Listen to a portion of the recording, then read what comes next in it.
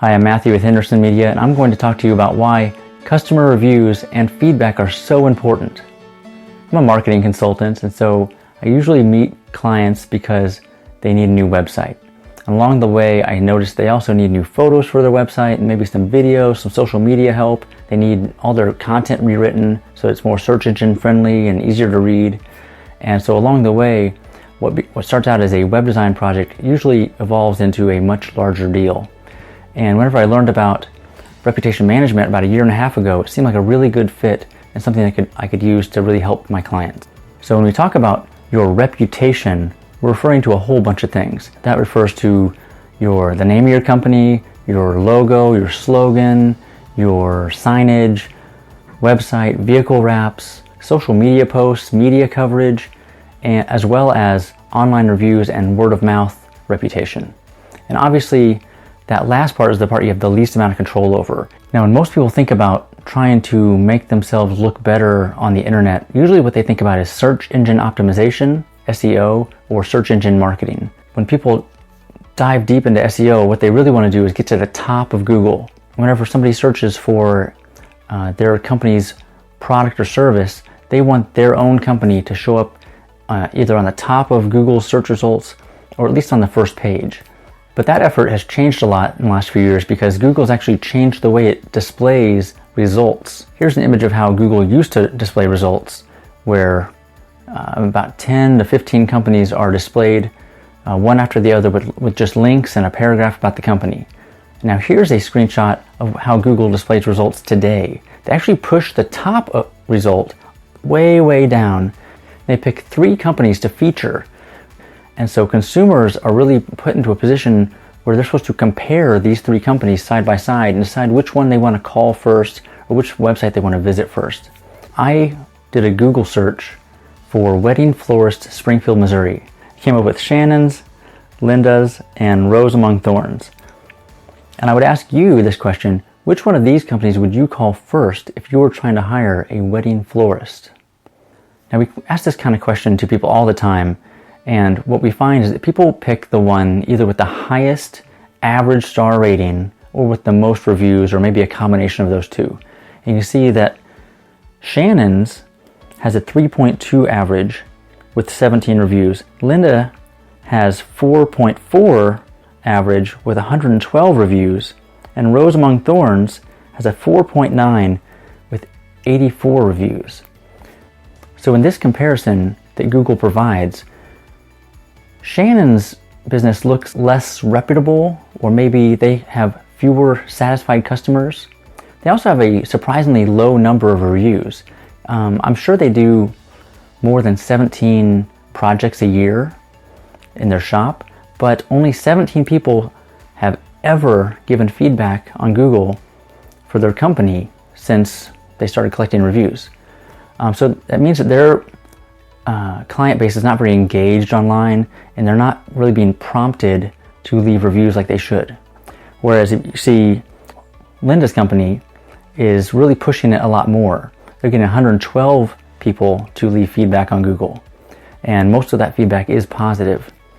If we look at Rose Among Thorns, they have also a good number of reviews, and their average rating is very high. So obviously, Shannon's has a very low chance of being called in this comparison, and that's really going to hurt their ability to bring in more customers, whereas the other 2 companies have a good chance of getting at least an opportunity to bid this wedding project.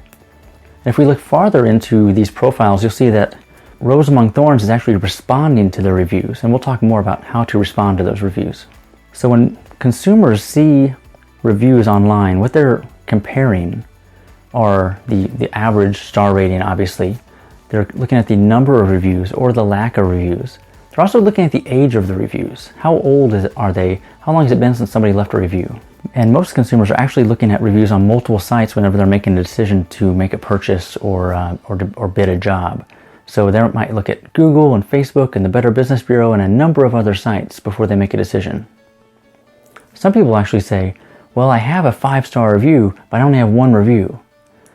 And so obviously, I don't want to mess that up. I don't want to get more reviews because then I might get a 4, or I might get something that lowers my rating.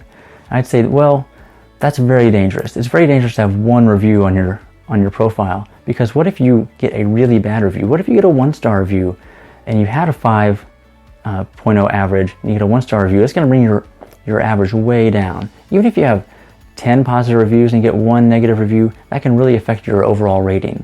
So I suggest you have 40, 100, 200 reviews, so that if you do end up getting a bad review from someone, it won't sting as bad. Because it kind of gets watered down with all the positive reviews, that it doesn't make as much of a dent in your overall average. One reason the age of your reviews is so important is that if you haven't had a review in a long time, like a year, people might assume that you're actually out of business. They might assume that you're at least disengaged with the community and you're not satisfying your customers very well, because customers are not going online and giving you good reviews. So 92% of people search for businesses online. That's really no surprise. But it's also interesting to notice that 86% of people read online reviews. If you look at the younger demographics, it's actually 95%. What's really interesting is that people trust online reviews just like they would trust a personal recommendation, about 75%. If you look at the younger demographics, it's actually 91% of them trust online reviews as much as they trust personal recommendations. And on average, people read about 10 reviews before they make a decision. So if you don't have more than 10 reviews, that's bad, obviously, but people actually think that you need 40 reviews in order for the reviews to look reputable. Because if you just have a handful of reviews, people assume you got your friends and family to write those reviews. But if you have 40 or more reviews, that starts to look really legitimate. Like that's hard to fake. All of this ties into a shift in the way people make purchases these days.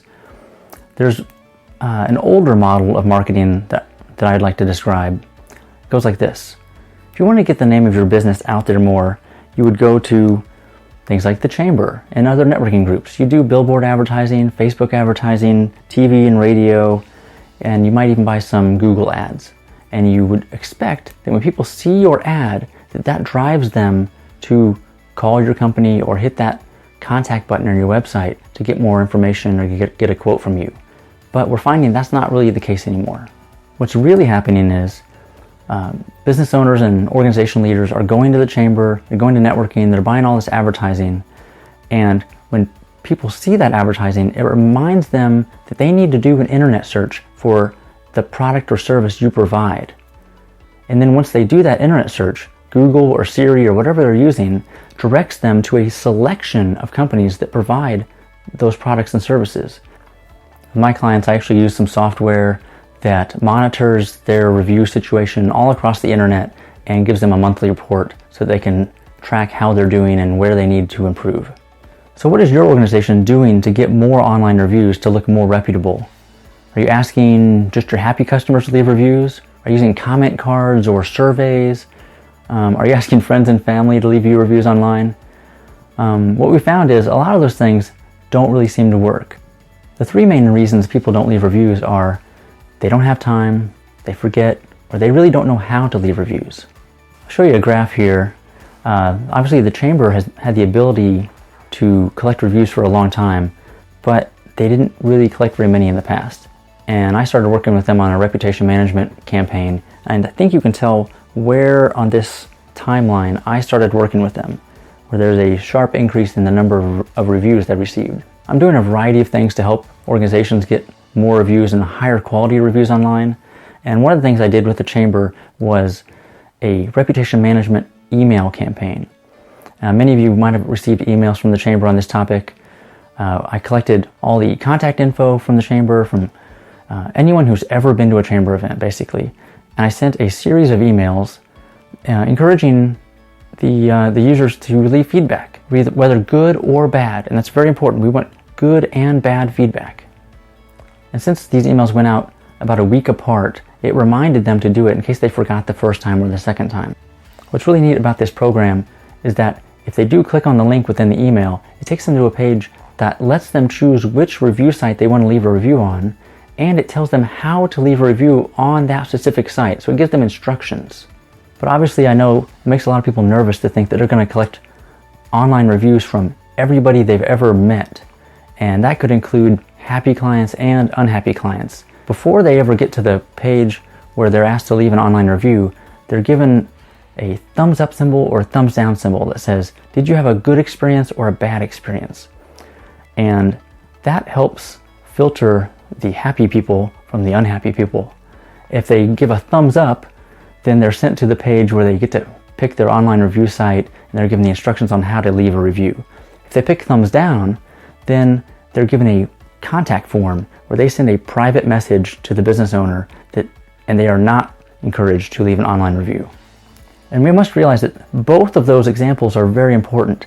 If you have a happy customer, yeah, you want them to leave an online review. You don't want them to fill out a comment card or a survey or even a testimonial that you put on your website, because those comment cards pretty much just die in your comment box. You could transcribe them and put them on your website, but that doesn't look very legitimate, because people know you're only picking out the best comments, or you might be just making them up out of thin air. But when people leave online reviews, they're attached to somebody's personal profile, so you know that they're real reviews from real people. And if somebody clicks a thumbs down and gives you a private message telling you what went wrong with their experience, that's very good. I'm working with a client who's gotten some thumbs downs, and he says he really likes it because he's able to see that person's name, email, and phone number. He's able to contact that person, fix whatever went wrong, and win that person back as a customer.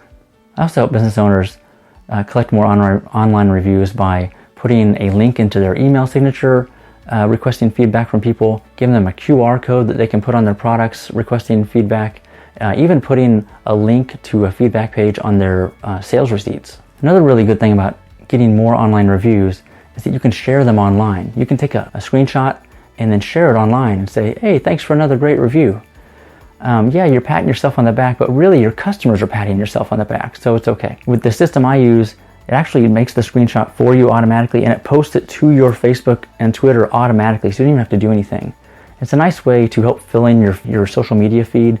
Every day that one of your reviews pops up and it posts to your social media, that's a day when you don't have to worry about what to write on your Facebook profile. Another nice thing about the system I use is that it actually posts all the positive reviews to your website automatically. You don't even have to do anything. They just show up as the reviews come into Google and Facebook and Better Business Bureau. They're automatically added to your website, and along with a button at the top of your website where additional people can leave more reviews.